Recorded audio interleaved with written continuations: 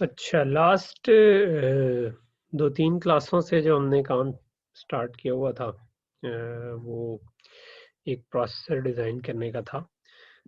हमने स्टार्ट किया था कि प्रोसेसर में एक रजिस्टर फाइल होगी, प्रोग्राम मेमोरी और डाटा मेमोरी होगी, और फिर हमने कुछ इंस्ट्रक्शन सपोर्ट की थी। 4 ALU इंस्ट्रक्शंस थी, जो अगर ऐड x1 x2 x3 लिखा हुआ है तो इसका मतलब है कि रजिस्टर नंबर 2 और 3 को ऐड करके उसका रिजल्ट रजिस्टर नंबर 1 में लिखवाएं। तो हमने कहा था ALU ऑपरेशंस जो हैं वो रजिस्टर्स पे होंगे, और हमने सिंप्लिसिटी के लिए 32 रजिस्टर्स अज्यूम कर लिए थे। तो ये नंबर जो है ये 0 से लेकर 31 तक कुछ भी हो सकते हैं। और दो हमने कहे थे लोड और स्टोर की इंस्ट्रक्शंस। लोड जो कि डाटा मेमोरी से वैल्यूज़ को उठाकर रजिस्टर्स में ला सके, और स्टोर रजिस्टर्स से उठाकर डाटा मेमोरी पे लेके जा सके। और हमने बड़ी सिंपल सा इसका फॉर्मेट रखा कि एक रजिस्टर का नंबर दे दो और डायरेक्ट मेमोरी का एड्रेस दे दो। दो मेमोरीज हमने लगाई थी, एक में प्रोग्राम पड़ा होता है, एक में डाटा पड़ा होता है। मेन मकसद उसका यही था कि बाद में जब हमने डिज़ाइन किया कि जिस वक्त इंस्ट्रक्शंस चल रही हो तो हम पैरेलल में डाटा को लोड या स्टोर कर सकें, हमें इंस्ट्रक्शंस को रोकना ना पड़े, इसलिए दो अलग-अलग मेमोरीज रखी थी। और इंस्ट्रक्शन हमने कहा था कि एक एक करके चलेंगे, ये हमारा सिंप्लीफाइड प्रोसेसर का डिज़ाइन था। और हमने इनको फिर हर ऑपरेशन को एक नंबर असाइन किया, बिकॉज हम आगे जो काम करना चाह रहे थे, ये जो हमने 6 इंस्ट्रक्शंस चूज की थी, इसको हमने कहा था ये इंस्ट्रक्शन सेट हमने डिफाइन किया। तो नेक्स्ट चीज हमने उसकी मैपिंग डिफाइन की कि उसको बिट्स में कैसे कन्वर्ट करेंगे। तो बिट्स में कन्वर्ट करने के लिए हमने हर ऑपरेशन को ऐड सब्ट्रैक्ट मल्टीप्लाई एंड वगैरह को एक नंबर असाइन कर दिया और उसको कह दिया ऑप कोड। तो ये जो लेफ्ट पे 0 1 2 3 लिखा है ये ऑप कोड है। और फिर हमने ऑप फॉर्मेट डिसाइड किया कि अच्छा ये जो हर रजिस्टर है, क्योंकि हमने 32 रजिस्टर्स अज्यूम किए हुए हैं तो हर एक 5 बिट में आ सकता है। पहले जो है, क्योंकि इन दोनों को ऐड करके उसका रिजल्ट इधर लिखवाना है, तो ये दोनों सोर्स हैं जिनको हम रीड करेंगे, उसका रिजल्ट यहाँ पर राइट करवाएंगे। तो सोर्स और डेस्टिनेशन हमने इस तरीके से डिफाइन कर दी। तो हमने अगेन सिंप्लीफाइड सी एक assumption ले ली कि हमारी 32 बिट की इंस्ट्रक्शन है। तो ऑप कोड जो है वो भी हमारा असूली तौर पर तो 3 बिट में आ जाना था, लेकिन हमने कहा कि चलो 5 बिट कर लेते हैं, कुछ एक्स्ट्रा भी फ्यूचर के लिए डाल देते हैं। और लोड और स्टोर की इंस्ट्रक्शन जो थी उसको भी हमने इसी तरह डिफाइन किया कि हमने ऑप कोड उसी जगह पर रहने दिया, लोड में जिस रजिस्टर में लिखवाना था उसको डेस्टिनेशन वाली जगह पर रखा और नीचे एड्रेस रख दिया। और स्टोर में क्योंकि रजिस्टर से उठाना था तो हमने सोर्स वाली जगह पर रजिस्टर रखा और बाकी आगे डेस्टिनेशन, बाकी वाली बिट्स को एड्रेस बना दिया मेमोरी का। इनकी जो प्लेसमेंट थी हमने कि ये यहाँ पर क्यों नहीं रखा और ये यहाँ पर क्यों नहीं रखा, वो हमें बाद में जब हमने प्रोसेसर डिज़ाइन किया तो क्योंकि ये डेस्टिनेशन वाली चीज़ इस जगह पे ओवरलैप हो रही है, तो हमें जब हमने ALU इंस्ट्रक्शन के लिए जो रजिस्टर फाइल को कनेक्शन दिया, तो जब हम लोड वर्ड पे गए तो हमें उसको चेंज नहीं करना पड़ा। इसीलिए इसी तरह ALU के लिए जो सोर्स 1 और सोर्स 2 का कनेक्शन था वो हमने स्टोर के लिए भी हमें चेंज नहीं करना पड़ा, तो हमारे लिए डिज़ाइन ज़रा सा सिंप्लीफाई हो गया। ठीक है, तो ये ज़रूरी नहीं है ये हम करें, यानी हमने इस वक्त एक चॉइस ली, इस तरह करें तो फ़ायदा शायद हो जाए। जो एक मकसद था इस पूरी एक्सरसाइज का कि प्रोसेसर क्यों डिज़ाइन करें, भाई क्वेश्चन ये है कि क्या अगर आपने कभी कोई प्रोसेसर यूज़ करना हो तो आप क्या प्रोसेसर डिज़ाइन करेंगे? मोस्ट प्रॉब्ली आप डिज़ाइन नहीं करेंगे, आप कोई बने बनाए चीज़ से स्टार्ट हो जाएंगे। जिस तरह आजकल एक ओपन सोर्स आर्किटेक्चर RISC-V के नाम से चल रहा है, जो कि काफ़ी कॉमन है। ठीक है, क्यों आप अपने के बजाय दूसरे पे जाने का ज़्यादा चांस है? उसकी वजह ये है कि प्रोसेसर अकेला जो है वो उसका हार्डवेयर काम की चीज़ नहीं है, उसके साथ आपको पूरा मेला से जाना पड़ता है।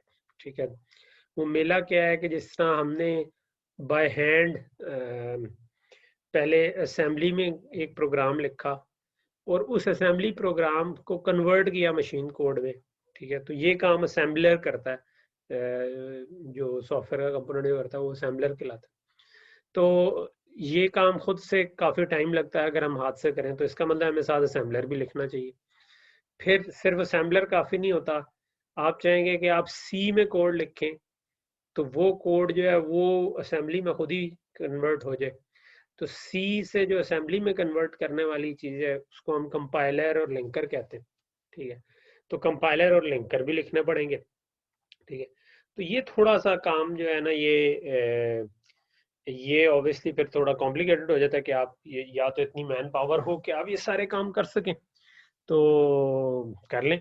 ठीक है, और अगर नहीं है तो फिर क्या करें, तो उसके लिए फिर कोई बनी बनाई चीज़ इस्तेमाल, जिस तरह रिस्क टाइप की मैं बात कर रहा हूँ, उसका अपना एक कंपाइलर वगैरह पोर्ट हुए हुए हैं, जो कि सी का कोड लेंगे और रिस्क टाइप के लिए कंपाइल कर देंगे।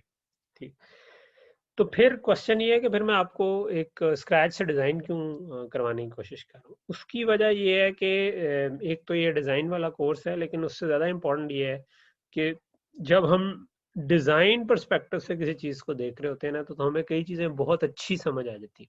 ठीक है, तो इस पूरी एक्सरसाइज का मकसद ये है कि हमें ये प्रोसेस समझ आ जाए कि ओवरऑल एक प्रोसेसर डिज़ाइन का स्टेप्स में क्या क्या स्टेप्स इन्वॉल्व हैं। ठीक है, अगर हमने बेशक सिंपल सा बनाया लेकिन कॉम्प्लेक्स वाले में यही थोड़े से बढ़ जाएंगे। ठीक है, और वो जो स्टेप्स इन्वॉल्व हैं वो हमें अगर समझ आए होंगे तो हम कोई दूसरा प्रोसेसर की को भी देखेंगे तो उसका आर्किटेक्चर हमें समझ आ जाएगा। यानी इसको पढ़ने के बाद अगर आप रिस्क 5 की डॉक्यूमेंटेशन पढ़ें तो उसकी जो डिज़ाइन चॉइसेस हैं, किसी ने कोई डिज़ाइन एक चीज़ इस तरह से क्यों की, उस तरह से क्यों नहीं की, और उसके जो इंस्ट्रक्शन फॉर्मेट्स हैं वो भी आपको समझ आ जाने चाहिए। तो मेन मकसद ये है कि जो जो डिज़ाइन मेंटालिटी से हम सीखते हैं ना, वो हम किसी चीज़ को इस्तेमाल करने की मेंटालिटी में नहीं सीखते। इवेंचुअली हम किसी बनी बनाई चीज़ को शायद इस्तेमाल करें, लेकिन हम एक डिज़ाइन के सोच से चलेंगे तो हमारा दिमाग ज़रा अच्छे तरीके खुलेगा। तो खैर ये हमने इसका फिर इंस्ट्रक्शन सेट पहले डिज़ाइन किया, फिर हमने उसकी मैपिंग डिज़ाइन की। उस मैपिंग के लिए फिर हमने हार्डवेयर डिज़ाइन करना शुरू किया। पहली चीज़ हमने नोटिस की कि हमें 2 रजिस्टर्स रीड करने हैं और एक पर लिखवाना है, तो हमें ऐसा चाहिए रेज फाइल जिसकी 2 रीड और 1 राइट पोर्ट हो। तो हमने रजिस्टर फाइल डिज़ाइन की। हमने कहा कि अगर हमें किसी एक रजिस्टर को पढ़ना है तो उसका एड्रेस मैं दूं तो मार्क्स लगा के मैं पढ़ सकता हूँ, और किसी 2 को पढ़ना है तो ऐसे 2 मार्क्स लगा सकता हूँ। और राइट अगर करना है तो उसके लिए मुझे एक राइट का एड्रेस चाहिए और राइट इनेबल का सिग्नल चाहिए, डाटा चाहिए। तो हमने ये कई दफ़ा ये वाला स्टेप किया हुआ है कि हम अगर राइट इनेबल को डी मार्क्स कर दें तो हर रजिस्टर के इनेबल से टाई कर दें, तो जो सा एड्रेस आ रहा होगा उसका सिर्फ इनेबल 1 होगा, बाकी सबका 0 होगा। और अगर राइट 0 होगा तो फिर सबका ही 0 जा रहा होगा, तो किसी पे भी नहीं लिखा जाएगा। और डाटा हम सबको दे दें तो जब अगर कभी राइट आया तो एक जगह पर 1 चला जाएगा, बाकी सब पर डाटा जो भी जा रहा हो वो लिखा नहीं जाएगा, बिकॉज इनेबल 0 है। और जो इनेबल जिस जगह पर 1 है वहाँ पर हम लिखवाना चाह रहे थे तो वहाँ पर लिखा। और फिर हमने इसका काइंड ऑफ फर्दर डिज़ाइन शुरू किया। हमने कहा कि पहली चीज़ ये है कि एक एक करके प्रोग्राम मेमोरी से इंस्ट्रक्शन को बाहर निकाला जाए। उसके लिए हमने एक प्रोग्राम काउंटर लगा दिया कि जो एक एक करके इंक्रीमेंट होता जा रहा है और डाटा बाहर आता जा रहा है। उसके बाद हमने कहा कि अच्छा इसकी बेस पे 2 रजिस्टर्स रीड करने हैं, तो हमने ये जो सोर्स वाली फील्ड्स थी वो टाई कर दी। वो टाई की, वहाँ से 2 डाटा आए। उन डाटा को हमने एडर सब्ट्रैक्टर मल्टीप्लायर और एंड इधर लिखा हुआ है, बल्कि मैं इसको कन्वर्ट कर ही दूँ मेरा ख्याल है। बार बार मैं पिछली दफ़ा भी यही कह रहा था कि यार ये ले, हमने क्योंकि नैंड की बात की थी। ठीक है, ओके। तो हमने add subtract multiply NAND, although इसकी इम्प्लीमेंटेशन में मैंने एडर सब्ट्रैक्टर इकट्ठा नहीं बनाया था बिकॉज हम एफपीजीए पे कर रहे हैं, लेकिन अगर हम एसिक बना रहे हो तो हमने क्योंकि आर्किटेक्चर पढ़ा हुआ है कि एडर और सब्ट्रैक्टर टूज कॉम्प्लीमेंट में जो है वो सेम हार्डवेयर से इम्प्लीमेंट हो सकता है, तो हम वो भी यूज़ कर सकते हैं पोटेंशली, लेकिन हमने वैसे भी बनाया नहीं था। फिर हमने इसकी ऑप कोड की जो 2 एलएसपीज थी उसकी बेस पे चूज़ कर लिया कि क्या आउटपुट आएगी। उस आउटपुट को हमने रेज फाइल में वापस लिखवा दिया, जो कि सेम रेज फाइल ही है। यहाँ पर उसकी राइट पोर्ट दिखाई हुई है, यहाँ पर रीड पोर्ट दिखाई हुई है। इस स्लाइड का मेन मकसद ये है कि हम ये स्टेजेस भी समझ सकेंगे। इंस्ट्रक्शन को फैच करना, फिर उसमें से ऑपरेंड्स को फैच करना जिनके ऊपर काम हमने करना है, फिर एग्जीक्यूट करना है, ऐड सब्ट्रैक्ट मल्टीप्लाई जो भी करना है, और उसके रिजल्ट्स को वापस राइट करना, तो रिजल्ट राइट। ये हमारे अमूमन प्रोसेसर में 3-4 स्टेजेस होती हैं। और पैरेलल में फिर हमने एक और मेमोरी का ब्लॉक लगाया और हमने लोड और स्टोर के लिए कहा कि यार इसका एड्रेस इससे टाइप कर दो। लोड के केस में जो इधर से डाटा आउट आएगा वो हमने कहा कि वो हमें लिखवाना होगा, और उसको क्योंकि यहाँ पे ऑलरेडी टाइड थी तो हमें फिर इधर मार्क्स लगाना पड़ा, जो कि कंट्रोल हो रहा था एक कंट्रोल लाइन से, जिसको हमने कह दिया कि अगर ऑपकोड लोड का होगा तो हम इस साइड से उठा लेंगे, वरना दूसरी तरफ से। अच्छा, ये भी एक इम्पॉर्टेंट चीज़ है कि हमने स्टार्ट किया, यानी अभी हम लेट्स से डाटा मेमोरी से पीछे आए थे, हमने सिर्फ ALU इंस्ट्रक्शन सपोर्ट की, ठीक है। लाइफ में कई दफ़ा जब आप मुश्किल प्रॉब्लम सॉल्व कर रहे हो तो उसके कई एंगल्स होते हैं, ठीक है, आपने कई चीज़ें सपोर्ट करनी होती है। तो वो जब काफ़ी सारी होती हैं तो हमसे फिर उस पर एक वक्त में इकट्ठा कॉन्सेंट्रेट नहीं किया जाता, तो हम वहाँ पर अजम्पशंस ले लेते हैं कुछ कि यार यहाँ पर लेट्स से कि लोड और स्टोर को भूल जाओ और ALU पे सिर्फ फोकस करो और उसको सॉल्व कर लो, ठीक है। तो हमने यही किया कि हमने कहा कि अच्छा बाकी वेरिएबल्स को छोड़ो, एक वेरिएबल पे फोकस करोगे, ALU का काम सही चले। तो हमने ALU का काम चला लिया। उसके बाद हमने कहा कि अच्छा अब ये काम तो चल रहा है, अब इसके अंदर अगर मैं लोड और स्टोर की प्रोविजन भी डालना चाहूँ इस तरीके से कि ALU का काम भी चलता रहे लेकिन नई सपोर्ट भी डाल जाए, तो ये फिर हमने इसके लिए ये हार्डवेयर में चेंजेस देखी और हमने कहा कि अच्छा ठीक है, ये मेरे पास ALU चल रहा है तो लोड या स्टोर के लिए मुझे एक डाटा मेमोरी चाहिए। उस डाटा मेमोरी से मैंने रीड करके रजिस्टर फाइल में लिखवाना है, तो रीड जो करना है उसका एड्रेस तो हमने फिक्स असाइन किया हुआ था, वो हमने असाइन किया। जब डाटा आया वो लिखवाने लगे तो यहाँ पर पहला हमें प्रॉब्लम आया था कि अच्छा ये तो पहले से ही टाइड है रेज फाइल की राइट पोर्ट। तो फिर हमने सोचा कि अच्छा क्या करें कि लोड भी चले लेकिन ALU भी चलता रहे। तो मैं ये पता था कि भाई इंस्ट्रक्शन का ऑपकोड या तो ALU का होगा या लोड का, तो एक वक्त में एक ही चीज़ चलनी है। तो इसलिए हमने यहाँ पर फिर मार्क्स लगा दिए क्योंकि एक वक्त में एक चल रहा है। और मार्क्स की सिलेक्ट लाइन को हमने कैसे चूज किया, हमने कहा कि यार बाय डिफॉल्ट बिहेवियर जो चल रहा है वो चलता रहे, उसमें कोई प्रॉब्लम ना आए। सिर्फ अगर ऑपकोड लोड के इक्वल हुआ, यानी इन बिट्स में लोड वर्ड वाला ऑपकोड आ रहा हुआ जो कि हमने शायद 4 लिखा हुआ था, तो opcode is equal equal to 4 हुआ अगर, तो हम ये इस साइड से डाटा डालेंगे, अदरवाइज जो बाय डिफॉल्ट बिहेवियर था वो चलता रहे। तो अगर ऑपकोड लोड का हुआ इसका मतलब था कि लोड की इंस्ट्रक्शन चलनी है तो मेमोरी की साइड से रजिस्टर पर लिखवाया जाए, अदरवाइज ALU टाइप की इंस्ट्रक्शन है तो वो नॉर्मल चलती रहे। तो इस तरह वो ALU वाली चीज़ भी चलती रही, लेकिन साथ ही हमने लोड को भी सपोर्ट कर दिया। स्टोर के केस में हमने क्या करना था कि रजिस्टर से रीड करना था, और जो रजिस्टर से रीड की थी वैल्यू उसको हमने डाटा मेमोरी में लिखवाना था। तो हमने क्या किया कि स्टोर के केस में क्योंकि ये सोर्स वाली बिट्स वही हैं जो कि सोर्स 1 वाली बिट्स थी, यानी कि 16 डाउन टू 12, सॉरी यहाँ पर मेरा ख्याल है उल्टा मुझे लिखना चाहिए था, 16 डाउन टू 12 नहीं सॉरी 21 डाउन टू 17 ही होनी थी, MSB से हम देखें। तो ये एड्रेस 1 से जो डाटा 1 आ रहा है, ये डाटा ये वही वाली बिट्स हैं जो कि ALU के लिए पहले ही टाइट थी, तो रजिस्टर तो रीड ऑलरेडी हो रहा था, मुझे सिर्फ इस वैल्यू को पकड़ के लिखवाना है डाटा मेमोरी में, तो मैंने इसको टाई कर दिया इस जगह पर डाटा मेमोरी के साथ, ठीक है। अच्छा, अब स्टोर के केस में जब हम आएंगे, अब हमने लोड भी स्टोर कर लिया था, लोड भी सपोर्ट कर दिया था और ALU भी, लेकिन स्टोर में थोड़ा सा फर्क है।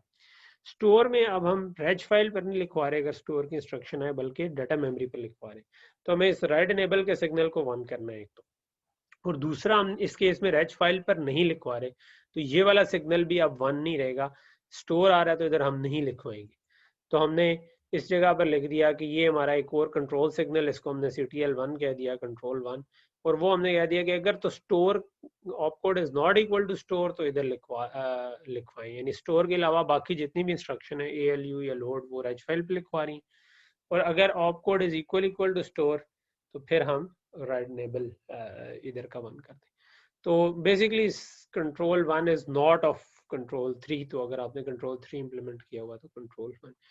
अच्छा, ये एक तरह का रीकैप मैंने दोबारा करवा दिया, हालांकि मैं पिछले 2 लेक्चर्स में भी थोड़ा सा कराया था, लेकिन जस्ट मैं चाहता हूँ कि आप इसको अच्छी तरह ग्रास्प कर लें। इसके बाद हमने इसका सोर्स कोड भी देखा था, उस सोर्स कोड का लिंक मैंने वीडियो की डिस्क्रिप्शन में जो मैंने यूट्यूब पे अपलोड की हुई है उसमें डाल दिया है, मेरा ख्याल है आपके ग्रुप में मैं डालना भूल गया था, वहाँ पे भी डाल सकता हूँ। ये आपका जो ड्रॉप बॉक्स का एग्जाम्पल कोड्स का फोल्डर है वहाँ पे भी पड़ा हुआ है, गिटहब पे भी मैंने डाल दिया, तो आप इसको इस्तेमाल कर सकते हैं। मतलब बेसिकली आपको इसको इस्तेमाल करना चाहिए। आज मैं क्यों इसको रिपीट करा रहा हूँ, उसकी वजह ये है कि ये तो था बिल्कुल ही सिंपल टाइप का प्रोसेसर, ठीक है, लेकिन जब हम लेट्स से कोई सी में कोड लिखते हैं, ठीक, तो वो सिंपल इस किस्म का तो नहीं होता कि वो ऐड सब्ट्रैक्ट वगैरह ही सिर्फ करे। तो हम अगर कोई इस किस्म, जिस तरह हमने ये काम किया कि मैंने आपको एक एग्जांपल दी थी कि a is equal to B plus C multiplied by D, कुछ इस किस्म का हमने था ना जिसका असेंबली कोड लिखा था। तो इस किस्म के काम तो हम कर सकते हैं अब इस प्रोसेसर में, कि अगर कोई अरिथमेटिक करनी है, ऐड करना है, सब्ट्रैक्ट करना है, मल्टीप्लाई करना है, या कोई बिट वाइज एंड और नॉट वगैरह करने हैं, तो वो हम कर सकते हैं, बिकॉज नैंड से बाकी भी ऑपरेशन हो जाते हैं। लेकिन सी के अंदर तो और स्टेटमेंट्स भी होती हैं। फॉर एग्जांपल हमारे पास एक इफ एल्स स्टेटमेंट होती है, ठीक है, कि इफ समथिंग इज ट्रू तो हम एक पीस ऑफ कोड एग्जीक्यूट करते हैं, और अगर अगर सिर्फ इफ लगाओ तो दैट्स इट, लेकिन बास का हम उसके साथ एल्स की स्टेटमेंट भी लगाते हैं, ठीक है, और उस जगह पर हम कोई और पीस ऑफ कोड एग्जीक्यूट करते हैं, ठीक। सो उसमें क्या होगा, इसका मतलब है कि हमारा प्रोग्राम चलता हुआ आ रहा था इस जगह पे, इधर कुछ ऐसा हुआ कि जिसकी बेस पर या तो हम, अगर तो ट्रू हुआ तो ठीक है, हम आगे चलते रहेंगे इसी तरह, ठीक है, अगर फॉल्स हुआ तो हमने यहाँ से जंप करके इस जगह पर चले जाना है, ठीक है। तो इसका मतलब है कि हमें कोई तरीका चाहिए कि हम कोड में एक जगह से दूसरी जगह पर जंप कर सके, ठीक है। तो बात समझ आ रही है ये वाली, कि ये अगर मैं लेट्स से कि सी को सपोर्ट करना चाह रहा हूँ, तो मुझे और बाकी लैंग्वेजेस में भी यही होता है, इफ एल्स टाइप की और स्विच टाइप की जो चीज़ें होती हैं उनमें यही होता है कि अगर एक चीज़ ट्रू है तो आप एक चला लें और दूसरी जगह चला लें। तो ये तो आप सबको पता है। तो पहला क्वेश्चन मेरा ये है कि अगर मैं इस किस्म की कोई चीज़ करना चाह रहा हूँ तो इस प्रोसेसर में चेंज किस जगह आएगी? आपको क्या लगता है कि इंस्ट्रक्शन फेच वाली स्टेज में ज्यादा चेंज आनी चाहिए, ऑपरेंड फेच वाली में, एग्जीक्यूट में, या राइट रिजल्ट्स में? कोड में हमने एक जगह से दूसरी जगह जाना है। सर एक दफा क्वेश्चन थोड़ा सा रिपीट करें। क्वेश्चन ये है कि मैं ये इफ एल्स की स्टेटमेंट सपोर्ट करना चाह रहा हूँ, ठीक है। सो इफ एल्स में क्या है कि आपका जो सी का कोड था जिसकी बाद में असेंबली बन जाएगी और वो चल रही होगी, तो ये लेट्स से आप समझें कि ये जो आपका कोड था इसकी असेंबली बन जाएगी। तो असेंबली कोड में आप चलते चलते एक जगह पे आएंगे, तो यहाँ पर मैंने कोई नई इस तरह की इंस्ट्रक्शन सपोर्ट करनी है कि मैं छलांग मार के कहीं पे जा सकूं, ठीक है। तो मैं अगर छलांग मार के कहीं पे जाना चाहता हूँ, तो जो मेरा प्रोसेसर अभी तक डिजाइन किया है उसमें ये छलांग किस जगह पर है? क्या वो डाटा मेमोरी में है, क्या वो प्रोग्राम मेमोरी में है, या किसी और जगह है? किस जगह पर ये छलांग है?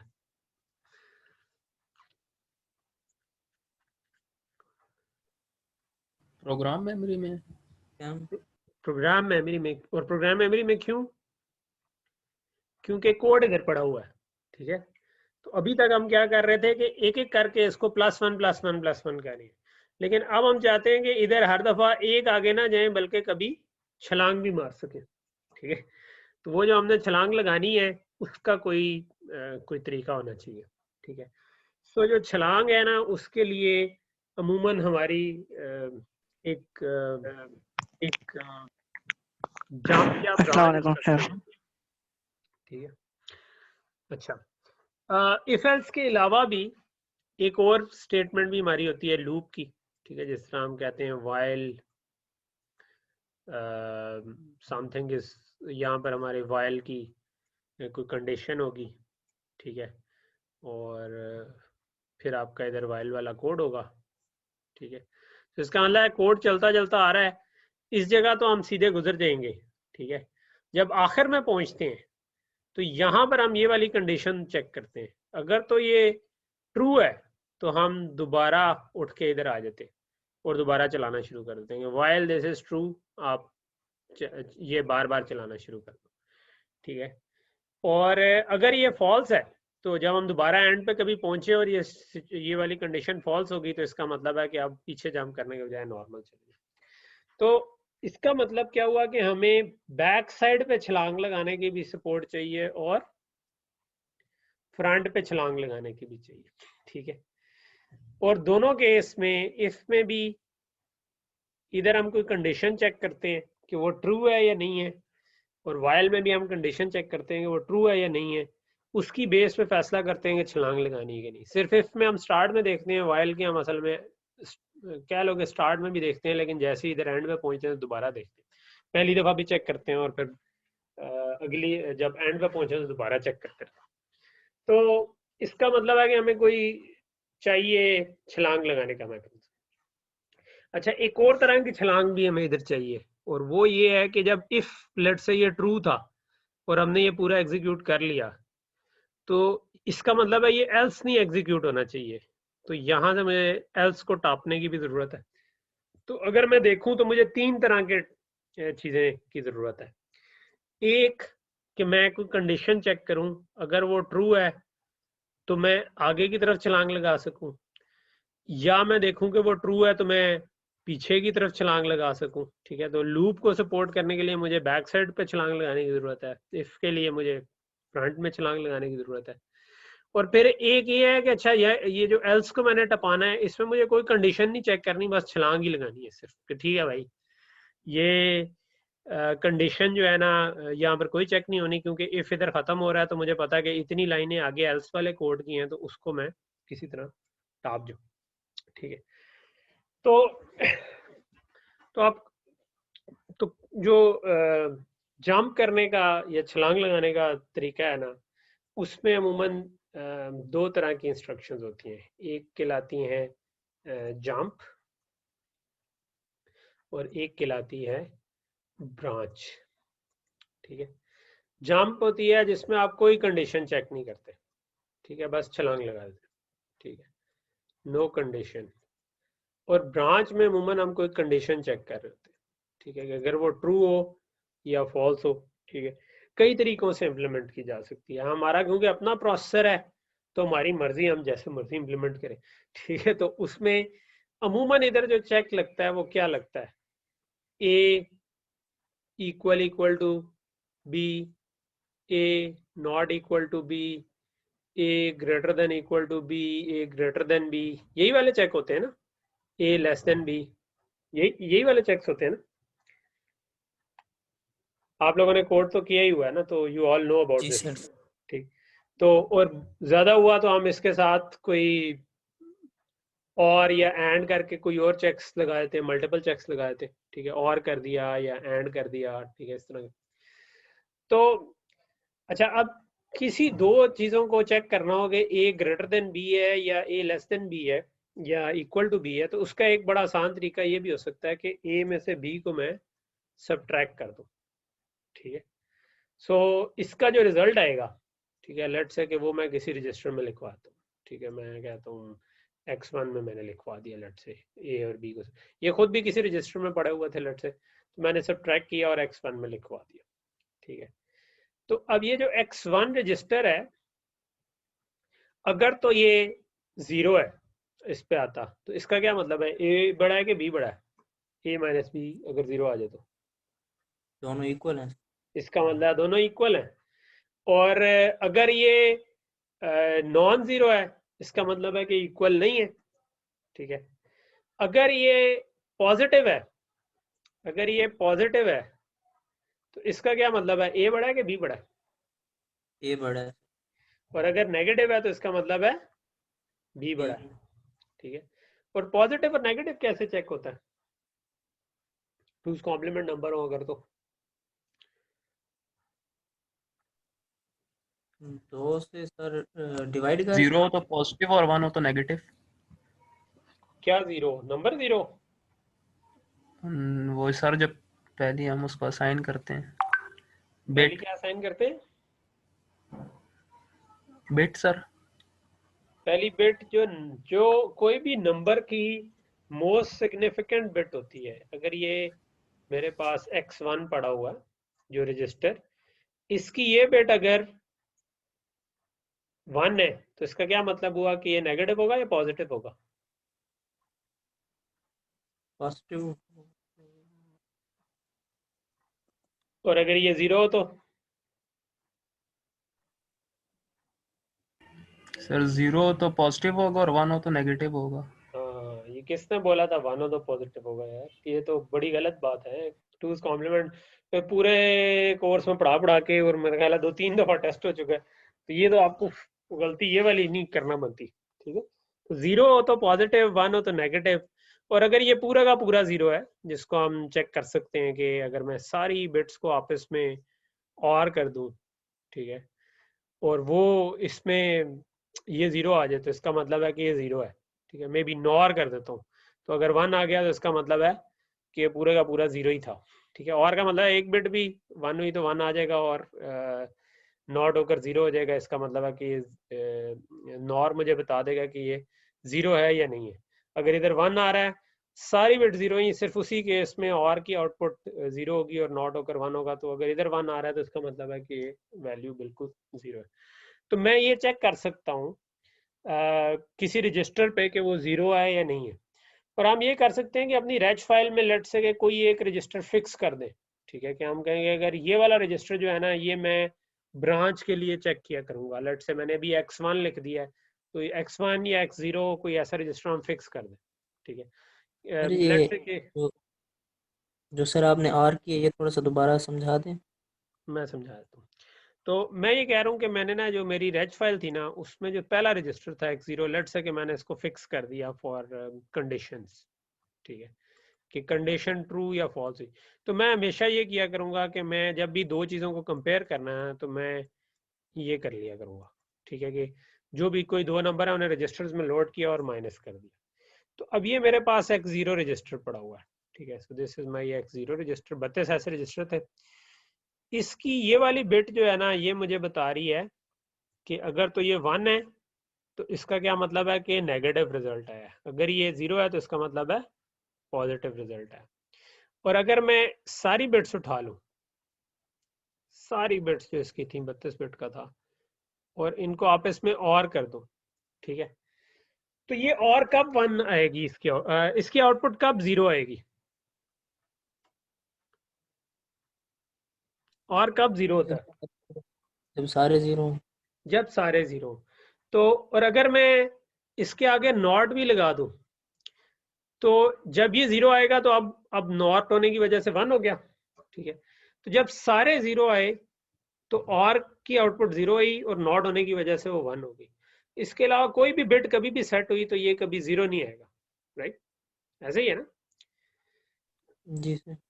तो ये वाला जो और गेट है ना, ये या नॉर गेट है, ये मुझे बता रहा है इस पे 1 आ जाए तो इसका मतलब है कि ये 0 नहीं है।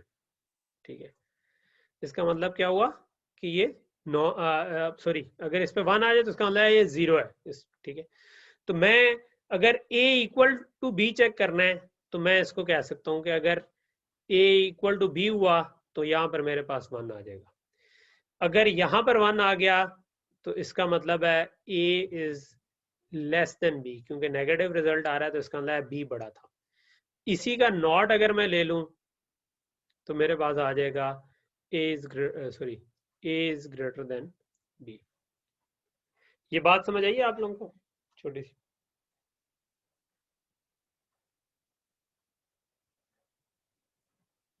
ये बात समझ आ रही है कि जी मैंने सर। हमेशा एक से बी को सब्ट्रैक्ट किया, अगर उसके रिजल्ट जो आया उसकी एमएसबी को देखा, अगर वो 1 है तो इसका मतलब है A is less than B, because negative result आ रहा है। अगर वो उसको नॉट करूं और वहां पर 1 आ जाए, इसका मतलब है ये 0 थी, इसका मतलब है A is greater than B, because 0 का मतलब है कि ए बड़ा था। और अगर मैं सारी बिट्स को और करके नॉट कर दूं तो इसका मतलब है A is equal to B. ठीक है, और अगर मैं नॉट ना करूं तो A is not equal to B. ठीक है, कोई भी वैल्यू इसके अंदर आ रही हो, तो मैं ये सारी कंडीशंस निकाल सकता हूँ बाय जस्ट सब्ट्रैक्टिंग। सब्ट्रैक्टर हमने ऑलरेडी लगाया हुआ है अपने प्रोसेसर में, तो हमें कुछ और लगाने की जरूरत नहीं है। सो टिपिकली फिर आप करते क्या है, टिपिकली फिर आपको जो चेंज करनी पड़ेगी वो करनी पड़ेगी इस जगह पर।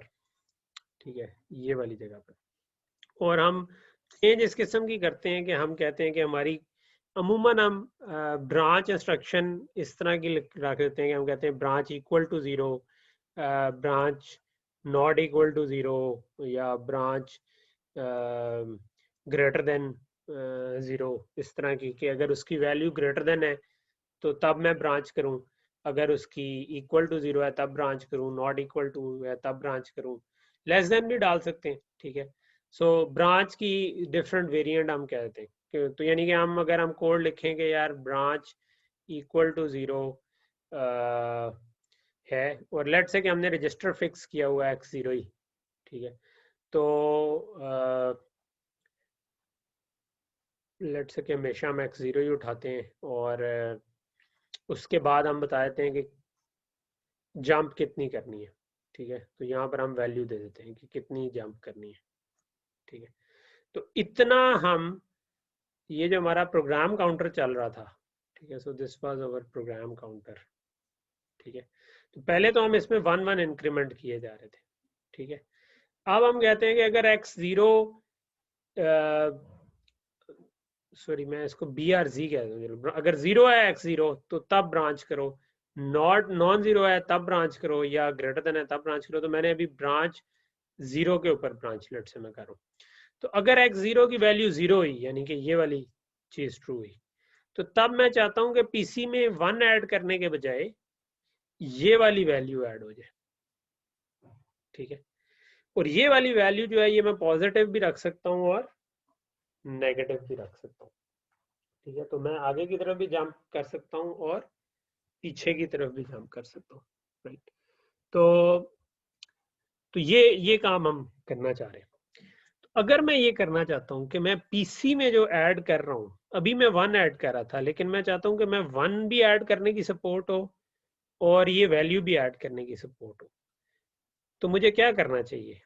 अभी तो मैं इसमें 1 ऐड कर रहा था, लेकिन अब मैं चाह रहा हूँ कि इसमें जो ऐड करना है, ठीक है, ये कुछ ऐड कर ही इसमें लिखवाना है, लेकिन वो जो ऐड करवाना है वो मेरे पास अब सिंगल ऑप्शन नहीं है बल्कि 2 ऑप्शन आ गए हैं। मैं 1 भी ऐड कर सकूं और मैं ये इंस्ट्रक्शन की कोई बिट्स भी उठाकर इसमें ऐड कर सकूं। तो अगर 2 ऑप्शन हो तो हम क्या करते होते हैं? मक्स लगा देते हैं, ठीक है, मार्क्स मक्स लगा देते लगा हैं दो। कि इसमें 1 ऐड करना है या ये वाली वैल्यू ऐड करनी, ठीक है। और उसकी सिलेक्ट लाइन जो है ना वो हम इसकी बेस पे लगा सकते हैं कि लेट से ब्रांच 0 वाला चल रहा था, तो ये वाली जो बिट आ रही थी, ये बिट अगर 1 हुई तो इसका मतलब है कि ये वाली वैल्यू ऐड कर लो, अदरवाइज 1 ऐड कर दो, ठीक है। सो इसका मतलब है कि अब मेरे पास ब्रांच की भी एक इंस्ट्रक्शन आ गई, जिसके अंदर जो हमने फ्यूचर के लिए डाला था कि हमारे पास एक ऑप कोड है, ठीक है, और उसके बाद हमने यहाँ पर बता दिया कि कितनी वैल्यू ऐड करनी है पीसी के अंदर, ठीक है, प्रोग्राम काउंटर के अंदर क्या वैल्यू ऐड करनी, ठीक है। तो यहाँ पर हम लेट से 4 किस्म की इंस्ट्रक्शन बना लेते हैं। एक सिंपल जंप जिसमें हम कोई कंडीशन चेक नहीं करेंगे, ठीक है, तो उस केस में हम हमेशा ही जंप कर लेंगे। दूसरी ब्रांच के अगर ये x0 0 के बराबर हुआ, या ब्रांच x0 नॉन 0 के बराबर हुआ, और अगर ये पॉजिटिव हुआ यानी ग्रेटर देन 0 हुआ तो पॉजिटिव होगा, तो इसका मतलब है कि ये कर दें। लेस देन में हम ना बनाएं, बिकॉज अगर मैं b को a से माइनस कर दूं तो वही ग्रेटर देन लेस देन वाला काम कर लेगा। तो ये मेरे पास इसका मतलब है 4 नए ऑप कोड ऐड हो सकते हैं जो कि ये काम करें, और उसके अंदर बड़ा सिंपल सा है कि ऑप कोड के आगे जो है वो पूरी चीज जो है कि ये जो वैल्यू ऐड करनी है, इसको कई दफा हम कहते हैं ऑफसेट, ठीक है। और क्योंकि पीसी के अंदर ही ऐड करें तो उसे हम पीसी रिलेटिव ऑफसेट भी कहते हैं कि पीसी के रिलेटिव आपने प्लस कितना करना है, बजाय फिक्स वैल्यू देने के पीसी से कितना आगे जाना है कितना पीछे जाना है, ठीक है। अच्छा, इसके अंदर एक छोटा सा कैच है, वो ये कि मैंने कहा था कि ये वैल्यू नेगेटिव भी हो सकती है पॉजिटिव भी, ठीक है। तो ये 2's कॉम्प्लीमेंट नंबर है, लेकिन ये 32 बिट का नहीं हो सकता क्योंकि ये पूरी इंस्ट्रक्शन ही 32 बिट की थी, ठीक है। तो ऑप कोड की 5 निकल गई तो पीछे हमारी कितनी बच गई? 32 में से 5 निकले तो 27 बिट बच जाती है मेरा ख्याल है, ठीक है। तो हमें इन बिट्स को, अगर लेट से पीसी 32 बिट का खुद था, पीसी की भी कोई भी वैल्यू हो सकती है, लेकिन पीसी अगर में मैंने 32 बिट ऐड करनी थी तो मुझे इसको साइन एक्सटेंड करना है, ये वाली बिट जो है ना ये हर जगह पर रिप्लेस करनी है। ठीक है, ये आपको पता होना चाहिए कि कभी भी जो टूज कॉम्प्लीमेंट नंबर होते हैं ना उनको आप एक बिट से दूसरी बिट्स में लेके जाएं तो आपको साइन एक्सटेंड करना पड़ता है।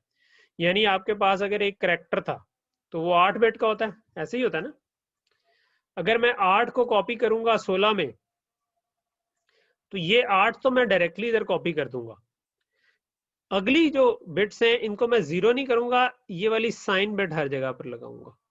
ठीक है, ये काम करूंगा। अगर ये 0 हुई तो हर जगह पे 0 हो जाएगा, अगर 1 हुई तो हर जगह पर 1 होगा। इससे ये प्रॉब्लम नहीं होता कि चीज नेगेटिव जो है वो नेगेटिव रहती है, पॉजिटिव जो है वो पॉजिटिव रहती है।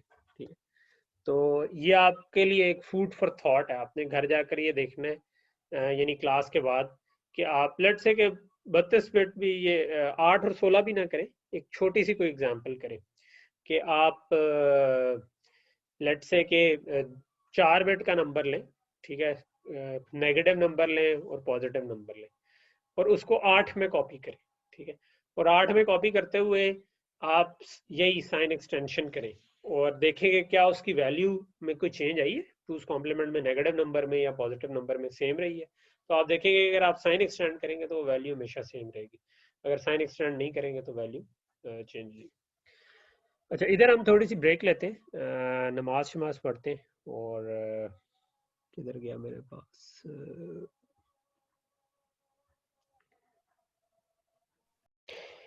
हमने ब्रांच और जंप की इंस्ट्रक्शन देखी। अगर मैं इसको थोड़ा सा क्विकली आगे मैंने डाली थी कि अब हमने अगर ब्रांच और जंप की डाली है तो हमने इस तरह का ऑपकोड डिफाइन किया कि ऑपकोड तो वही होगा, सिर्फ उसका कोई नई नई वैल्यूज दे देंगे, यानी 5 तक यूज हुई थी, 6 7 8 9 को दे दें मे बी हम ब्रांच वाली इंस्ट्रक्शंस को। पहले इस तरह की लॉजिक थी, अब जो नई लॉजिक है अब उसमें हम क्या कर रहे हैं कि बजाय हमेशा 1 ऐड करने के, अगर ब्रांच वाली कंडीशन ट्रू हो गई तो हम बजाय 1 के ये जो बाकी का ऑफसेट है वो ऐड कर लेंगे। अच्छा, इधर वैसे 26 डाउन टू 0 लिखा हुआ है, इधर 16 डाउन टू 0 लिखा हुआ है, ये थोड़ी बाय मिस्टेक एक तरह का कह लें, क्योंकि हमने जो हमने इंस्ट्रक्शन शायद यहाँ पे 26 लिख देता तो ज़्यादा बेहतर था, लेकिन इसमें साइन एक्सटेंशन का आपने ख्याल रखना है इन अदर वर्ड। ओके, सो एक और काम जो हम करना चाहते हैं वो है कि हम देख रहे थे कि अभी हमने जो ये जो जंप और ब्रांच अगर सपोर्ट कर दी है तो बेसिकली अब हमारा इफ और एल्स भी सपोर्ट हो गया। ठीक है, बिकॉज अब अगर मुझे कोई कहे कि भाई कोई इफ की कंडीशन आई है, ठीक है, और यहाँ पर ए ग्रेटर देन बी लिखा हुआ था, तो मैं ए को बी में से माइनस करूंगा और उसके बाद ब्रांच ग्रेटर देन या ब्रांच 0 या नॉन 0 के ऊपर चेक लगा के वहाँ पे ब्रांच की इंस्ट्रक्शन लगा दूंगा, तो इफ की जो इंस्ट्रक्शन है ये ब्रांच की इंस्ट्रक्शन से हो जाएगी। और यहाँ से जो मैंने जंप करके आगे जाना था ये वाला काम हमारा हो जाएगा यूजिंग सिंपल जंप, जिसमें हम कोई कंडीशन भी चेक नहीं करते, और वापस जाने वाला जो है वो भी ब्रांच से हो जाएगा, सिर्फ मुझे नेगेटिव वैल्यू देनी होगी। तो अगर हमने कोड को सी से असेंबली में कन्वर्ट कर लिया हुआ है तो वी ऑलरेडी नो कि मुझे कितनी लोकेशंस पीछे जंप करके जाना है। ठीक है, तो हमारा कंपाइलर ये कैलकुलेट कर सकता है या हम खुद बाय हैंड कैलकुलेट कर सकते हैं। ठीक है, तो हम कोई भी वाइल स्टेटमेंट या इफ एल्स स्टेटमेंट, और वाइल अगर हमने सपोर्ट कर दिया तो वाइल से आप फॉर और डू वाइल सब कुछ कर सकते होते, क्योंकि while is a super set of everything. अब एक सर छोटी सी चीज रहेगी, वो छोटी सी चीज ये है कि सी में एक और चीज भी होती है जिसको हम कहते हैं फंक्शन कॉल। ठीक है, फंक्शन हमने पढ़े हुए हैं। ठीक है, फॉर एग्जाम्पल अगर मैंने एक फंक्शन लिखा जो कि हमने बिल्कुल जब मैंने आपको पढ़ाया था तो एक एग्जांपल कराई थी फैक्टोरियल की, राइट, तो मैं अभी उसी को ले लेता हूँ बिकॉज इट डजेंट मैटर कि मैं कौन सा फंक्शन इस वक्त ले रहा हूँ। मैं लेट से कि हम फैक्टोरियल का एक फंक्शन लिख लेते हैं जो फैक्टोरियल कैलकुलेट करता है। ठीक है, सो मेन के अंदर हम क्या करते हैं, किसी जगह पे जाके, ये मेन है, यहाँ पे मैंने कहा कि यार 10 का फैक्टोरियल निकालो। ठीक है, या फैक्टोरियल ऑफ वेरिएबल एक्स निकालो, और थोड़ा आगे जाकर मैंने कहा फैक्टोरियल ऑफ वेरिएबल y निकालो, ठीक है। तो अब जो हमारी एग्जिस्टिंग यहाँ पर कोड था जो फैक्टोरियल कैलकुलेट करके आखिर में रिटर्न कर, तो ये वाला कोड तो आपने थोड़े से देखे हुए, इस तरह का लिखना है। तो यहाँ से जब आप फैक्टोरियल कॉल करते हैं, लेट्स से x की वैल्यू 10 थी, तो आप यहाँ से जंप करके यहाँ जाते हैं और इस जगह पर वो x की वैल्यू दे देते हैं। उसके बाद इधर जब ये फैक्टोरियल पूरा कैलकुलेट करके रिटर्न करने लगता है तो आप रिटर्न करके इस जगह पर आ जाते हैं और इससे अगली इंस्ट्रक्शन चलाना शुरू कर देते हैं, ठीक है। तो अगेन जंप तो हमने डाल दी हुई है, ब्रांच और जंप दोनों ही डाल दी हुई है, तो हम इधर से जंप करके वापस तो जा ही सकते हैं, या अगर फैक्टोरियल नीचे लिखा हुआ तो नीचे भी जा सकते हैं। तो इसका मतलब क्या हुआ कि ऑलरेडी ये सपोर्टेड है या नहीं, ठीक है। तो इसके लिए एक इसके अंदर कैच आता है, वो कैच ये आता है कि अगर मैंने यहाँ से जंप करके यहाँ जाना था, तो ये तो चलो आप पहले से जो भी आपने असेंबली में कन्वर्ट किया तो आप काउंट कर सकते हैं कितनी लाइंस पीछे जंप कर। किसी और जगह से जंप करना था तो यहाँ से भी आप काउंट कर सकते हैं कि कितना लंबा जंप करना था, तो जंप की इंस्ट्रक्शन आपने लगा दी। लेकिन जब आपने इधर रिटर्न करना था, जब आपकी कैलकुलेशन खत्म हो गई, तो जब यहाँ कॉल किया था तो इस जगह पर रिटर्न करना है, ठीक है, फैक्टोरियल से आगे।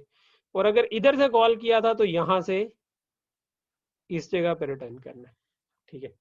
तो ये जो रिटर्न करने की जगह फर्क है, इसको कैसे हैंडल करें, ठीक है। क्योंकि जंप करते हुए तो हम कैलकुलेट कर सकते हैं, लेकिन यहाँ पर तो कोई एक ही इंस्ट्रक्शन होगी ना जिसने वापस रिटर्न करवाना है। तो जो वापस रिटर्न करवाना है, अगर वो हमने इसके हिसाब से इधर जंप की वैल्यू लिख दी, तो फिर तो जब मैं यहाँ से भी फैक्टोरियल कैलकुलेट करूंगा तो बजाय इधर वापस पहुंचने के मैं इधर ही पहुंच जाऊंगा, क्योंकि यहाँ से जो जंप करने वाली वैल्यू है वो फिक्स हो जाएगी। तो इसका मतलब है मुझे ये फिक्स वैल्यू के अलावा भी कोई जंप करने का तरीका होना चाहिए कि जिसमें जहां से कॉल हुई थी वहां पर मैं रिटर्न कर सकूं, ठीक है। यानी अगर इधर से कॉल हुई थी तो मैं इस जगह रिटर्न कर सकूं, और अगर इधर से कॉल हुई थी तो मैं इस जगह रिटर्न कर सकूं। तो इस किस्म की इंस्ट्रक्शन को कहते हैं jump and link, jump and link, ठीक है। तो काम बड़ा सीधा सा हमने करना है कि जहां से कॉल किया उससे एक आगे वापस आना है हमने। तो हम जहां से कॉल हुआ था वो प्रोग्राम काउंटर की वैल्यू जो भी चल रही है, इसका मतलब यहाँ से कॉल हुआ है, तो हमने असल में वापस PC+1 पे आना है। तो जब जंप करते हुए अगर हम साथ PC+1 को अपने पास कहीं पे सेव कर लेना, तो इसको हम कहते हैं जंप एंड लिंक, ठीक है। तो ये अगर मैं नीचे लेके जाऊं तो जंप एंड लिंक में फिर हम ये करते हैं कि हम जो रजिस्टर फाइल में ही एक रजिस्टर जो है ना वो हम डेडिकेट कर देते हैं जनरली कि यार यहाँ पर हम रिटर्न एड्रेस रखा करेंगे, ठीक है।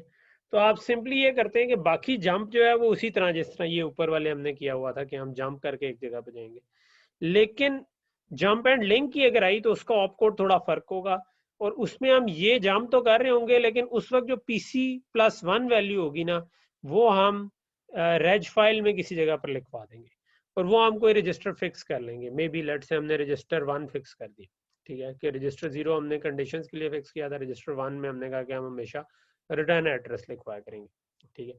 तो हम करेंगे क्या कि जो भी PC की वैल्यू चल रही है वो हम उस जगह पर लिखवा देंगे, ठीक है।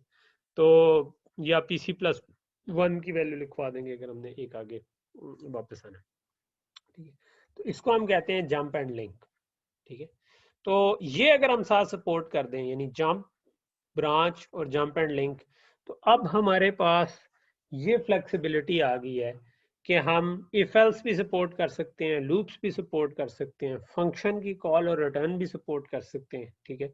ऑब्वियसली उसके लिए सी में आपको वो उसका कोई कंपाइलर लिखना पड़ेगा जो ये काम कर सके, लेकिन लेट्स से कि हम अभी कंपाइलर ना भी करें तो हम खुद बाय हैंड कोड ऐसा कर सकते हैं कि जिसमें हम जंप करके जाएं और रिटर्न कर आए, ठीक है। अच्छा, इसी तरह की एक और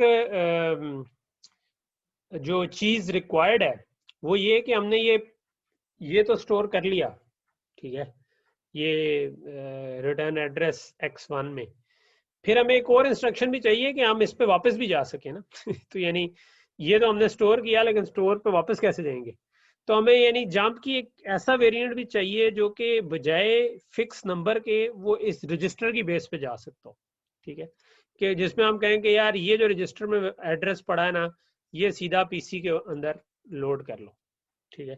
तो इसका क्या मतलब होगा कि हम जंप करके वापस जो जो हमने सेव की थी वैल्यू वहां पर आ जाए। तो उसके लिए हमें पीसी के अंदर ये वाली मॉडिफिकेशन चाहिए होगी कि हम जंप बेस्ड ऑन रजिस्टर का कोई नया ऑपकोड बनाएं, ठीक है, और फिर हम रजिस्टर बताएं कि किस रजिस्टर से उठाना है। ऑल दो अगर हमने फिक्स किया हुआ लेट से x1 तो हम x1 ही हमेशा इधर दे रहे होंगे, लेकिन हम ये कह सकते हैं कि हम कोई भी रजिस्टर बता दो, क्योंकि हमें सोर्स वाली फील्ड से उठाकर हम ला सकते हैं। तो एक तो ये था कि या 1 ऐड हो रहा था या ऑफसेट ऐड हो रहा था। इस केस में वो ऑफसेट के बजाय फिक्स जो भी रजिस्टर में वैल्यू थी वो आ जाएगी। तो ये नया मक्स हमने जो मैरून कलर में ऐड किया है ये हमारा ये वाला काम कर लेगा, ठीक है। तो ये अगर हम ऐड कर देना दो चीजें तो हमारा कह लें कि लूप्स, इफ एल्स और फंक्शन कॉल और रिटर्न तीनों चीजें सपोर्ट, चारों चीजें सपोर्ट हो जाएंगी। तो ये अब मजेदार सी चीज बन गई, ठीक है। इसके अलावा भी बहुत से काम कर सकते हैं, मैं उनमें से एक काम और ऐड करवाऊंगा और फिर ये आपका प्रोजेक्ट बनेगा, ठीक है। तो वो मैं कहता हूँ वो क्या, वो ये है कि हम अक्सर ये भी करना चाहते हैं ना कि जिस तरह हम कहते हैं for int I is equal to 0, I less than 10 या 100,000 कह लें, I is equal to I plus 10 या I plus plus, ठीक है। तो अब एक तो हम कांस्टेंट वैल्यू किसी तरह लिखवा सकें, दो वेरिएबल्स के बजाय कोई कांस्टेंट भी ऐड करवा सकें, ठीक है। तो ये वाली चीज भी सपोर्ट होनी चाहिए कि मैं रजिस्टर को कोई फिक्स वैल्यू तो दे सकूं, ठीक है। किसी रजिस्टर में अगर मैंने कोई फिक्स वैल्यू लिखवानी है तो वो मैं कैसे लिखवा सकूं, और अगर मैंने फिक्स वैल्यू ऐड करनी है तो वो मैं कैसे कर सकूं, ठीक है। अच्छा, इसके मल्टीपल तरीके हो सकते हैं। इन स्लाइड्स में मैंने दो तरीकों से किया हुआ था, लेकिन लेट्स मेक इट सिंपलर, ठीक है। मैं इनको स्किप करता हूँ। पहली चीज ये है कि मैं ये कर सकूं कि ये जो पार्ट है i is equal to I plus 10 या i is equal to J plus 10 या जो भी, इसमें मैं चाहता हूं कि ये सिंपल ऐड की इंस्ट्रक्शन बन जाएगी, लेकिन मैं ये चाहता हूं कि ऐड x1 x2 x3 के बजाय ये x1 x2 के अलावा इधर कोई मैं कांस्टेंट दे सकूं, ठीक है, जिसको हम अमूमन कहते होते हैं इमीडिएट वैल्यू, के जो हमने इंस्ट्रक्शन के अंदर ही कोई फिक्स वैल्यू दे दी इमीडिएटली, जो कि ऐड की जा सकती है बजाय रजिस्टर से फेच करने के। तो ये अगर सपोर्ट करना हो तो ये तो सीधा सा काम है, ठीक है। सो ये हमने जिस तरह ALU की अगर इमीडिएट इंस्ट्रक्शन बनानी है तो उसमें ऑप कोड, डेस्टिनेशन, सोर्स और अब उसके बाद की जितनी बिट्स थी उनको हमने कह दिया कि ये हमारी इमीडिएट वैल्यू आ रही है, ठीक है। तो अब ऐड का ऑप कोड, ऐड इमीडिएट का ऑप कोड इधर आएगा जो कि फर्क होगा ऐड से। ये आपका रजिस्टर आ गया जिसमें लिखवाना चाह रहे हैं, ये रजिस्टर आ गया जिसमें ऐड करना चाह रहे हैं, और यहाँ पर वो जो कांस्टेंट वैल्यू थी ये वो आ गई इन फील्ड में। तो ये जो कांस्टेंट वैल्यू आ रही है, हमने पहले ये किया हुआ था कि हम दोनों रजिस्टर से उठा रहे थे वैल्यू, तो ये जो दूसरे रजिस्टर से उठा रहे थे यहाँ पर अब हम एक मक्स लगा सकते हैं और यहाँ पर ये वाली वैल्यू हम इधर से उठा सकते हैं, ये जो इंस्ट्रक्शन की 16 डाउन टू 0 है। सिर्फ हमें यहाँ पर थोड़ा सा ये करना पड़ेगा कि इसको साइन एक्सटेंड करने की जरूरत होगी, क्योंकि हमने जो एडर मल्टीप्लायर वगैरह लगाए हैं वो 32 बिट लेते हैं, तो ये 16 बिट है। तो 16 बिट जब ऐड होंगी तो आप उसमें बाकी की जो बिट्स हैं उनको आप कह लें कि साइन एक्सटेंड कर दें, जो 16 वाली बिट है उसी को आगे एक्सटेंड कर। तो ये आपकी ALU की इमीडिएट इंस्ट्रक्शन बन गई। एंड लेट्स से कि ये टोटल इंस्ट्रक्शन है, बाकी जो है वो मैं नहीं डालता। एक हम फिक्स कर लेते हैं, लेट्स से जो RISC-V वाला काम कर लेते हैं। हम कह देते हैं कि जो हमारा रजिस्टर 0 है ना उसमें हमेशा 0 होगा, इज ऑलवेज 0, ठीक है। सो इसका क्या फायदा है कि मैंने अगर किसी रजिस्टर में लेट्स से 20 लिखवाना है तो मैं क्या कर सकता हूँ कि लेट्स रजिस्टर 3 को मैंने 20 करना है, तो मैं कह सकता हूँ कि ऐड इमीडिएट x3 x0 और 20। तो क्योंकि ये हमेशा 0 होगा तो इसमें 20 ऐड होकर हमेशा x3 में लिखा जाएगा, ठीक है। तो टू सम इट अप कि जो अभी तक हमने आज किया, हमने कह लें कि ब्रांच के कुछ वेरिएंट्स डाल दिए, ठीक है। हमने branch, jump, jump and link, और एक और जो ALU की इमीडिएट वाली इंस्ट्रक्शन जो है ये हमने डाल दी है, और हमने फिक्स कर दिया रजिस्टर 1 को 0, ठीक है। लेट्स से कि हमने कह दिया, अच्छा अब ये हम डिफाइन कर लेते हैं, x0 को 0 कर देते हैं, x1 को हम लेट्स से रिटर्न एड्रेस के लिए फिक्स कर देते हैं। ये क्या भाई पश्तो कोई आई है, मैं समझ नहीं आई।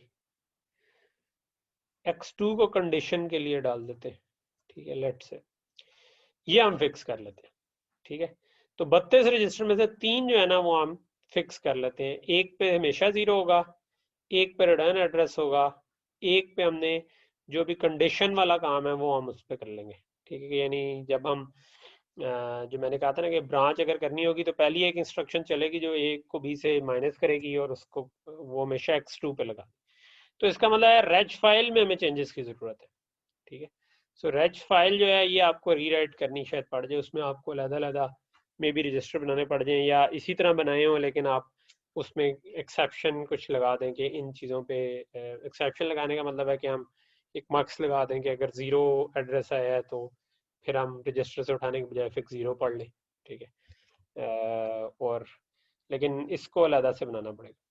तो अब आप लोगों का जो इस सेमेस्टर का प्रोजेक्ट है, ठीक है, क्योंकि अब हम FPGA के ऊपर तो नहीं लेके चीज़ों को जा सकते, वो प्रोजेक्ट ये है कि मैंने जो बेसिक वर्जन ऑफ प्रोसेसर तो आपको दिया हुआ है और वो मैंने चला कर भी दिखाया हुआ है, वो आप उसका लिंक भी मैंने आपको शेयर किया हुआ है, उसको आप चलाएं पहले तो।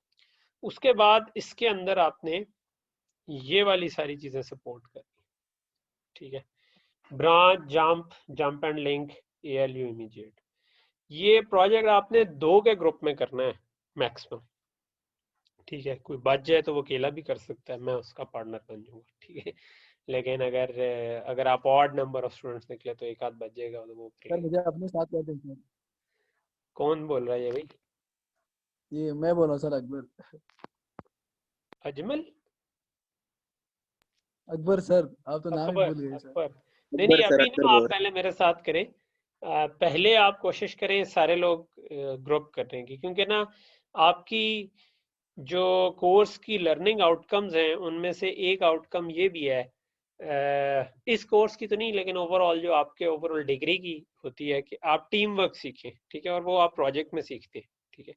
तो प्रोजेक्ट में आप कामों को डिवाइड करते हैं, जहाँ पर एक बंदा वीक हो दूसरा बंदा उसको कवर करता है कि यार ठीक है मैं ये वाला काम कर लेता हूँ तो ये वाला कर ले, या उसको सपोर्ट करता है कि वो भी सीख ले, ठीक है। तो टीम वर्क इम्पॉर्टेंट है, इसलिए मैं ये ग्रुप में दे रहा हूँ, ठीक है। वरना मैं पहले मेरा इरादा था इंडिविजुअली दूं ताकि आप सबकी वेरोलॉग अच्छी हो, बेहतर तो वही था। लेकिन अब आप क्योंकि दूर दूर भी बैठे हुए तो मैं उसमें ज़रा बेहतर रहेगा कि अगर दो को एक दूसरे का सहारा हो जाए, ठीक है। तो 2 बंदों का बनाएं, कोशिश करें एक दूसरे से बनाने की। एंड पे अगर कोई बच गया तो फिर मेरे साथ कर लेना, क्योंकि मेरे साथ आपकी टीम वर्क इतना अच्छा टेस्ट नहीं होगा, क्योंकि मतलब ऑब्वियसली मैं आपको जहाँ पर फंस रहे होंगे वहाँ पे कोई ना कोई हैंड बता के आगे निकलवा तो दूंगा, लेकिन वो बेहतर है कि टीम वर्क सही तरह तब होगा कि जिस वक्त आप आपके जो स्टूडेंट्स हैं वो आपस में एक दूसरे के साथ मिल करके करें, ठीक है। तो इसकी हम डेडलाइन कब की रख दें? एक हफ्ते में हो जाना चाहिए ये? सर नो एक सर, हफ्ते थोड़ा तो कम। एक मिनट में डेट आज देख लेता हूँ। 23 सर आज 23 है। नेक्स्ट वीक क्लासेस का आखिरी है ना? यस सर, बिल्कुल। नेक्स्ट वीक क्लासेस का आखिरी वीक है, तो ठीक है। हम इसको ना लेकिन आपके एग्जाम्स तो बाद में ही होने हैं ना, राइट? तो हम इसको 2 वीक्स का टाइम दे देते हैं, ठीक है। बट 2 वीक्स का मतलब है यस कि आप अभी स्टार्ट करेंगे, क्योंकि 2 वीक्स का मैं इसलिए दे रहा हूँ क्योंकि प्रॉब्लम आपको इसमें आएंगी। तो इसमें सिर्फ आपको ये नहीं करना कि आपने ये डिज़ाइन करना है, डिज़ाइन तो काफ़ी हद तक मैंने आपको बता दिया हुआ है, ठीक है। प्रॉब्लम आपको इसमें आएगी कि जब आप इसको इम्प्लीमेंट करेंगे तो आपको इसका टेस्ट बेंच भी लिखना है, और उस टेस्ट बेंच में आपने जैसे कि कोई छोटा सा आप सी कोड लिखें जिसमें एक आध इफ एल्स हो, एक आध लूप हो, उस इफ एल्स और लूप को आप असेंबली में कन्वर्ट करें। अच्छा, असेंबलर भी मैंने शेयर किया हुआ है। अगर मैं जाऊं ना, आपका जो ड्रॉप बॉक्स फोल्डर है, मे बी कहाँ गया ड्रॉप बॉक्स, पीछे बच्चों की आवाजें आ रही हैं कोई है?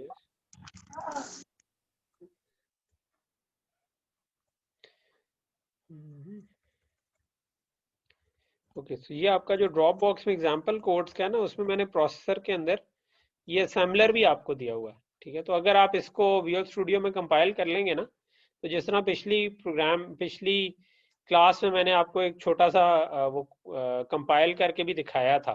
ठीक है, कि जिसमें आप assembler.exe के आगे अपना असेंबली फाइल बता दें और फिर हेक्स फाइल बता दें तो वो जनरेट हो जाएगी। तो ये वाला काम ऑटोमेटिकली हो जाएगा। मेरा ख्याल है कि असेंबलर जो है वो इनमें से कुछ आगे की इंस्ट्रक्शंस भी सपोर्ट करता है, लेकिन वो फिर आपको खुद थोड़ा देखना पड़ेगा कि उसके ऑप कोड क्या लिखे हुए हैं। प्रॉबेबली उसके ऑप कोड ये जो नीचे कुछ बने हुए हैं, इधर खैर ऑप कोड नहीं लिखे हुए, तो वो कुछ और इंस्ट्रक्शंस भी सपोर्ट करता है। यानी ये पहले हम एक और काम करते होते थे एक कोर्स में कि हम एक पूरा प्रोसेसर बनाते थे, तो लेकिन अब आपका जो है वो इससे थोड़ा सा फर्क है। यानी इसके अंदर हमने लोड और स्टोर में भी रजिस्टर बेस्ड रखा हुआ है, जो कि आपको मैंने नहीं कहा। और फिर इसके अलावा हमने लोड अपर इमीडिएट और लोड लोअर इमीडिएट की भी उसमें डाली थी, वो भी मैंने आपको नहीं कहा। तो मैंने आपको उसका एक सबसेट दिया है। तो जो सबसेट है उसमें आपको jump, branch, jump and link, jump based on register भी, ठीक है। सो जंप एंड लिंक के अलावा आपका जो यानी यहाँ पर आपका जंप टू रजिस्टर भी आपकी एक आएगी, ठीक है। तो ये वाली जो इंस्ट्रक्शन है ये हमने सपोर्ट करनी है, ठीक है। मैं ये आपका LMS पे ही आपने ये जमा कराना होगा। इसका हम एक वाइवा रखेंगे आखिर में, may be 2 weeks from now. आज हमारा 23rd है, सो 2 वीक्स फ्रॉम नाउ 6 जनवरी को ना हम इसका वाइवा फिर रख लेते हैं, ठीक है। तो 6 जनवरी को हम एक वाइवा रखेंगे जिसके अंदर हम ये वाला काम करेंगे, ठीक है। इसको आपके प्रोजेक्ट को देखेंगे कैसे चले। तो यहाँ तक जो हमने आज कर लिया है, this is your course.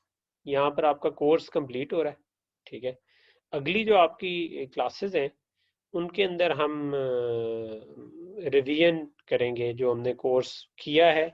I'll try कि मैं स्क्रैच से 2 क्लासेस है ना हमारी, तो हम उसको शुरू से एंड तक का पूरा जितना कवर कर सके वो एक दफ़ा रिवाइज कर लेंगे ताकि आप लोगों की एग्जाम वगैरह की थोड़ी सी प्रेप हो जाए, ठीक है। जी सर, ये ठीक है सर। ठीक है, तो मैं इसको